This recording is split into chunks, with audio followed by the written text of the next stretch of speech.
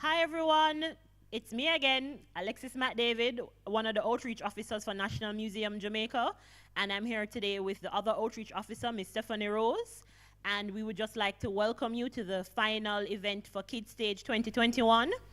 And as always, we apologize for the late start. We had some technical difficulties. As you students know, sometimes technology will fail. We have delays, Wi-Fi, all sorts of issues. So thanks for staying with us, and we're going to jump right into the presentation. So today's presentation is going to be on national pride, and it ties into the overall theme we've been, talking to you guys about called Out of Many One People, proud to be Jamaican. So, as I said, thanks again for tuning in, and let's get right into the presentation on national pride. So for this slide, it says, what is national pride? Now, national pride is the positive effect that the public feels towards their country, resulting from their national identity. And national pride is related to feelings of patriotism and nationalism. Now, what do those words mean? Patriotism is the love of one's country or dedicated allegiance to the country, while nationalism is a strong national devotion that places one country above all others. So if any of you did watch when Usain Bolt won all I medal them, right? What did you guys do? You screamed, you shout. Why? Because he was Jamaican winning for us. That was our national pride that was being shown through Usain Bolt and all of the people in the stadiums all over the world cheering and screaming for him.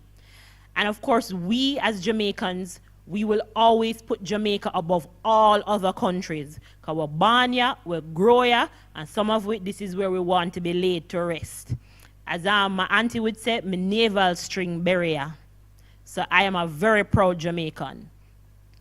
So this next slide, we're now going to be talking about the coat of arms.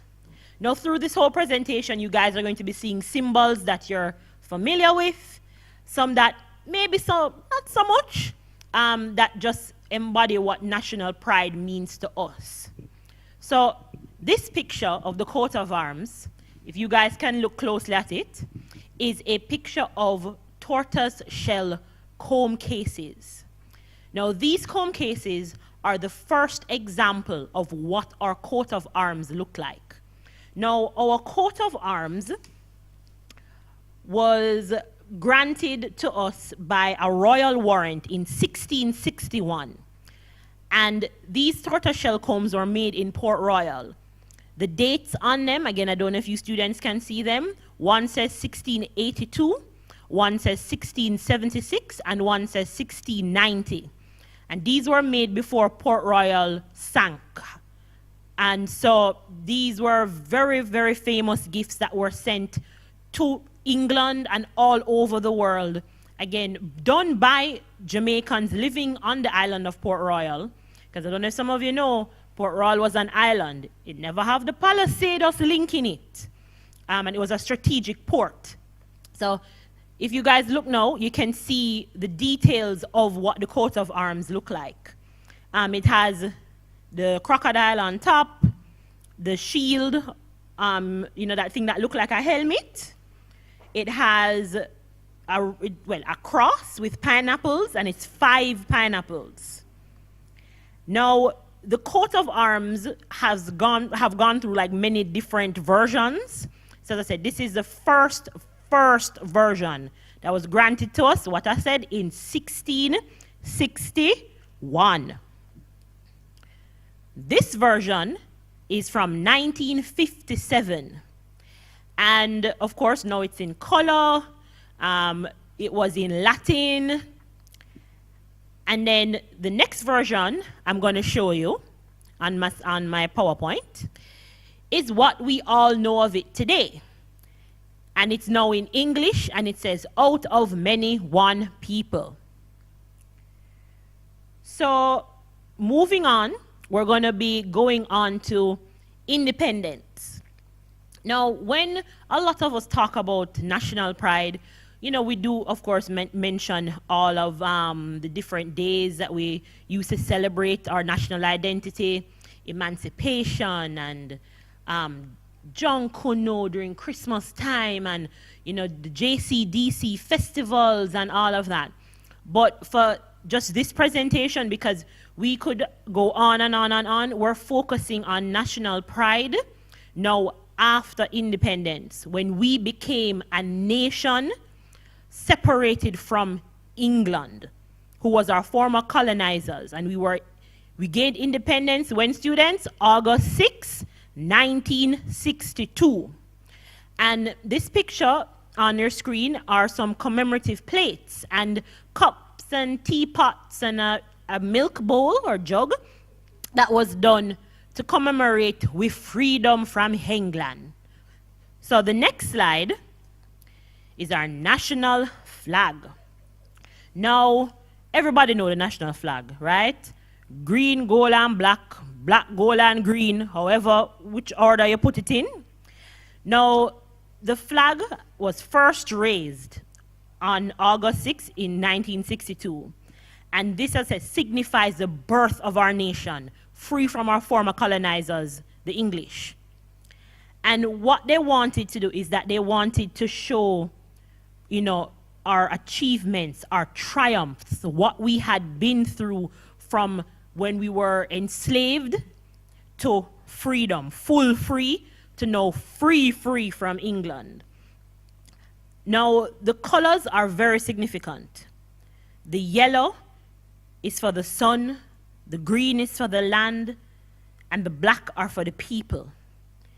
And the quote that is usually used to show this or to tell this story is, "The sun shineth, the land is green, and the people are strong and creative." So again, the black depicts the strength and creativity of our people, the gold, the natural wealth of sunshine and the beauty of sunshine and sunlight, and the green, our hope, and also our agricultural resources. Now, there actually, is some protocol when using our flags, our flag. And I know some people may not be aware of it, but I found it very interesting for our students to learn about this little thing that maybe they wouldn't have really been, exposed to before. So, the codes for using the Jamaican flag. The flag must never be allowed to touch the ground or floor.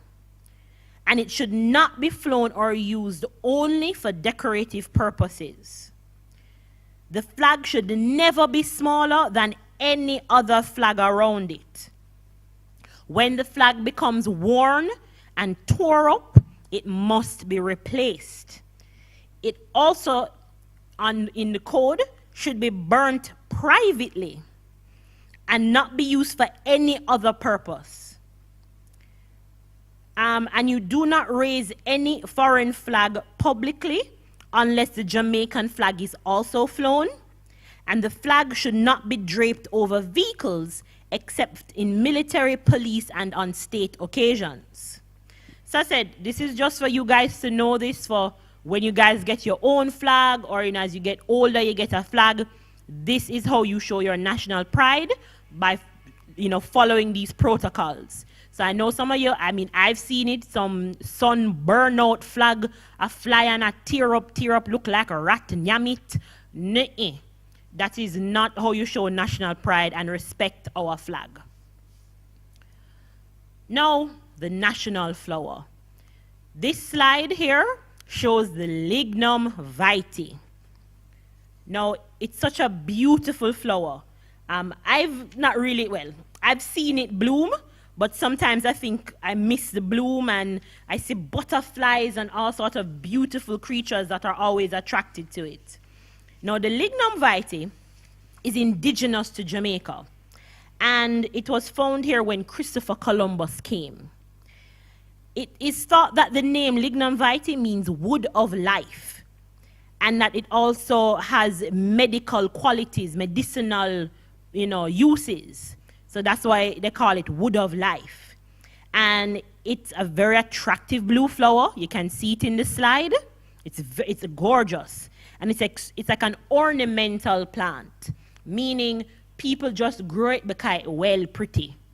I personally don't know anybody who uses it for medicinal purposes. I just know people have it in them yard because it attracts the butterflies. And again, it's just a gorgeous tree in bloom. And of course, for shade as well. Now, also the wood for the lignum vitae is used a lot for furniture making. So next time you go and you see a beautiful piece of furniture, maybe you should ask the carpenter or your parents if it's made from lignum vitae. So our national tree is the blue maho. And this slide shows a fully grown blue maho in bloom. And it's parked beside a building. And I chose this picture so you guys could see how tall this tree can get. Now, the blue maho is used a lot for timber, again, to make furniture, you know, any kind of woodwork artifact or, you know, carpentry item. And it is very attractive, blue-green color. That's where it gets the name blue maho. Because once it's cut and you start to polish the wood and make it into furniture, it gives off this blue hue. Hence the name blue maho. It's also indigenous to the island, and it grows very rapidly, and it can grow up to 66 feet tall or even higher than that. And it grows very well in very wet soil.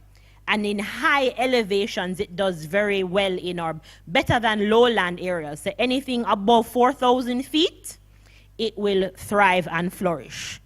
And because it's the root system is so, you know, vast, a lot of people plant it in reforestation efforts.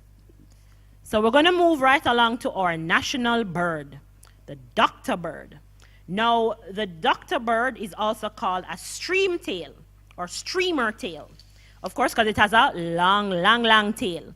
And this slide, I chose this picture because I just think it really shows you the tail size compared to the little bird it attached to. Now, the doctor bird, streamer tail or swallowtail hummingbird, only lives in Jamaica and is one of 320 species of hummingbirds around the world. And it is well noted for its beautiful feathers. And, you know, you guys can see them everywhere in the hummingbird feeders, you know, going after nectar in hibiscuses. And it was said to be called a doctor bird because the crest on the tail, they said, resembled the top hat and long tail coats that used to be worn by doctors. So the black tuft on its head, when it's like ruffling its feathers, it becomes like erect and stands up. And then, of course, the tail feathers, the two long tail feathers in the photo, again, it just resembled a doctor's coat. So that's what people believe where the name doctor bird come from, or the doctor bird. And the doctor bird is mentioned in many songs and folklore. And it is also said that the Taínos believed that the bird had magical powers. And it was called the God bird. And believed that the bird was the reincarnation of dead souls. So, and it was a very clever bird that could not be killed. So these are folklore from all the way from our Taíno ancestors. So in the next slide, we're going to be talking about our national anthem.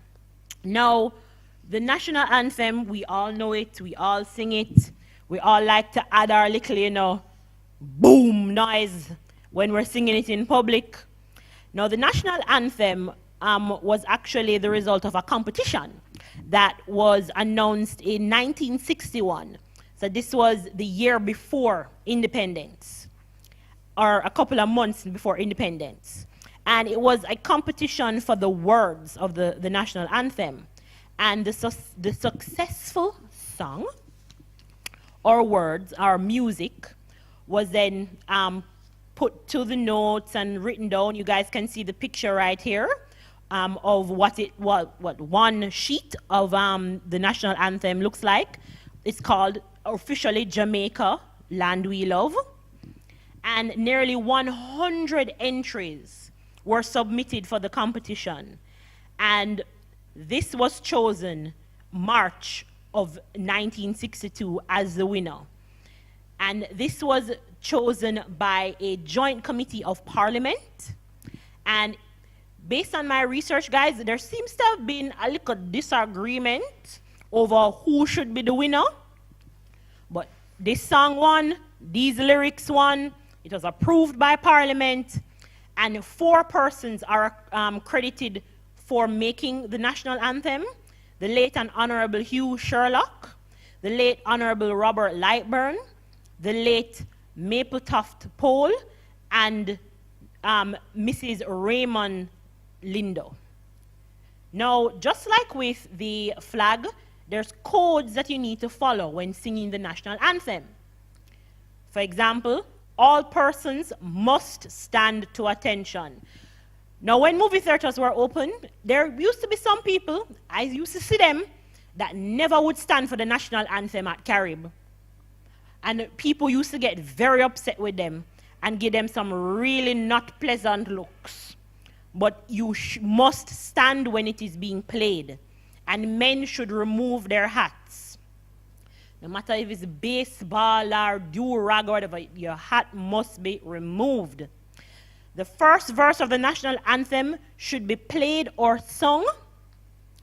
And especially, of course, at formal events like public gatherings or where the Prime Minister or Governor General, the whole national anthem is played. Sometimes, depending, some people sing maybe one verse or they just make it play. But for certain public gatherings, all of it must be sung and all of it must be played. And the singing of the national anthem should form part of any ceremony where the flag is being raised or lowered. And of course, you guys sing it for school assemblies, celebrations, all of that. Excuse me. Excuse me, guys. So the next is the national song, I Pledge My Heart. Now, the words to I Pledge My Heart was written by acclaimed novelist Victor Stafford Reed. And it was inspired by the British song, I Vow to Thee, My Country. And it was composed to be sung at schools. So, hey, you guys should know this song by heart, and at certain civic occasions. And it was first called Vow Now My Heart, but then eventually the lyrics were changed, and it's now officially I Pledge My Heart.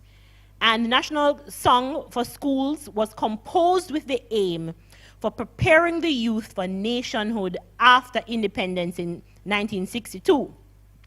So now that we have the national anthem, we've mentioned the national song. Now we're going to talk about, in the next slide, the national pledge. And the national pledge was created again around independence. This is the pledge here on your screen. And it must be done in the beginning and the end of each school term, and is done on special occasions. Now, again, with all of these, I'm not going to sing them, I'm not going to recite them, because there are protocols to follow. I'm not going to be disrespectful to our national songs, pledge, or anthem by attempting to sing the tune or hum. You guys know how it goes. Now, on this next slide, the national heroes. Now, we all know our national heroes. We all love our national heroes. So I'm just going to go quickly through our national heroes because, again, the national heroes deserve a presentation all on their own. So we all know who they are. Nanny of the Maroons, Sam Sharp, Paul Bogle, George William Gordon, who are missing out. Alexander Bustamante, Norman Washington Manley, Marcus Garvey.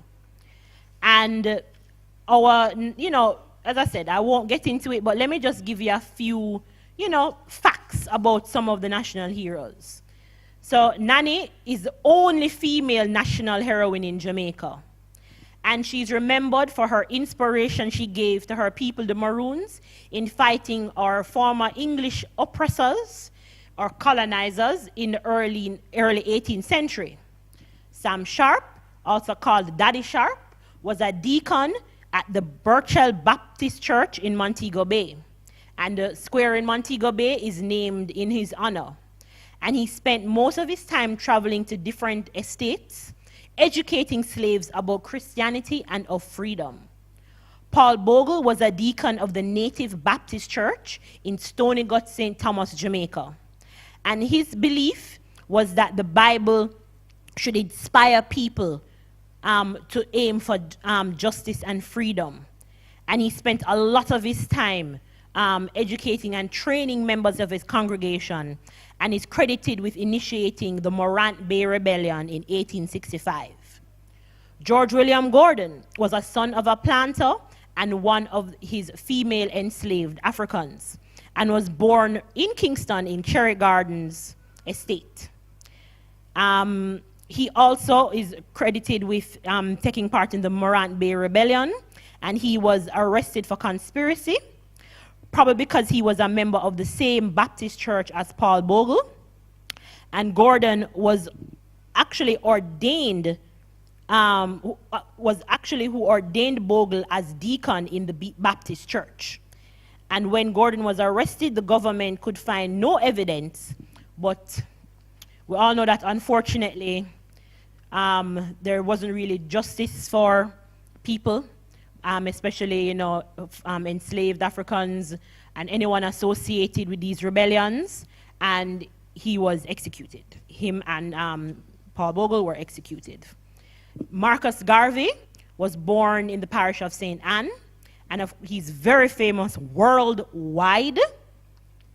And in 1914, he founded the Universal Negro Improvement Association, UNI, and he was a black nationalist and politician.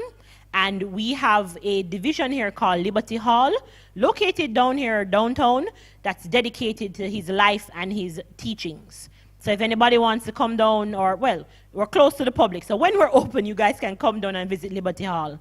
And Norman Washington Manley, he was a founder of the People's National Party, and PPP, and he was born in Roxborough, Manchester.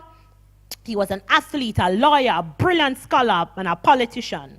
And then Alexander Bustamante, he founded the Bustamante Industrial Trade Union, or BITU, and he was the founder of the Jamaica Labour Party, JLP.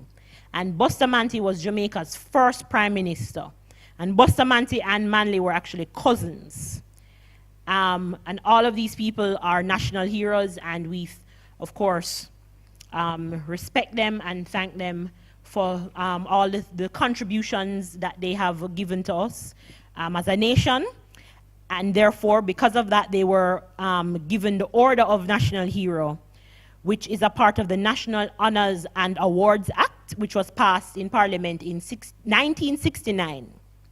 So, as always, we're grateful for the sacrifices of other Jamaicans for us today. Now, the food. I know this is one of favorite topic. The national fruit, good old ackee, or as some people say, hockey. So the ackee tree grows up to about 50 feet under good conditions. I know, unfortunately, the tree them at my yard well cranny, but anyway, it can grow up to 50 feet. And it bears these beautiful fruits that if not opened properly, you guys know it is poisonous, right? It has been known to kill people and make people very, very sick, right? So you need to wait until the pods. This picture here on this slide is a kind of ceramic artifact that we have in our collection, showing what the ackee looks like fully opened. So remember, be careful when you guys are picking ackees or when you're going to market. My mother personally, she taught me never to buy just the ackee pegs by themselves. Always buy the whole ackee opened so you know that you're getting safe ackee. Again, to each their own, but that is what I was taught. Now, the Aki is derived from the word Anki, A-N-K-Y-E, and it comes from the Twi language of Ghana. And the botanical name, Blahia sapida, was given the name in honor of Captain William Bligh, who took the plant from Jamaica and carried it to England. And Captain Bligh is also very, very famous. You guys may have heard about him for bringing in breadfruit. And so, as I said, there's Aki all over the place. It has many uses, it tastes good. It's just very delicious. And even though it's known as our national fruit, it is grown in other Caribbean islands and is used in other islands for food. And one of the main things it's used for, this slide will show you, our national dish. Good ackee and saltfish cooked down with saltfish and onion and green pepper and tomatoes. Oh, it looks so good. No, I don't cook mine with onion because I'm allergic, but you guys know what I'm talking about. It tastes so nice.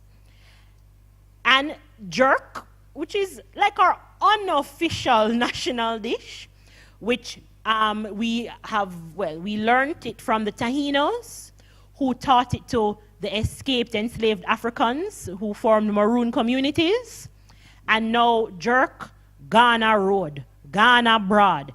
Everybody cook jerk. Everybody has their own version of jerk, whether you do it the traditional way in the ground, whether you use a pan and use pimento leaves or charcoal, whatever it is, whether it's jerk pork, jerk chicken, jerk lobster, jerk fish.